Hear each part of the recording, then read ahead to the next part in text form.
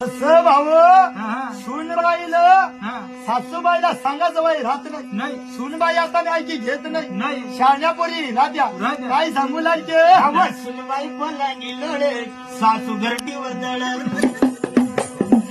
आवाज सुनबाई पलांगी लोळे सासू घरटीवर दळ आता सुना बघून घ्या ना कामाला भरत्या हसी दादा कामाला भरत्या हसी अव खायला पुढं नि कामात रड कामाला घासती सासू सासऱ्याला सारा तिष्कळ सासू जात्यावर दळ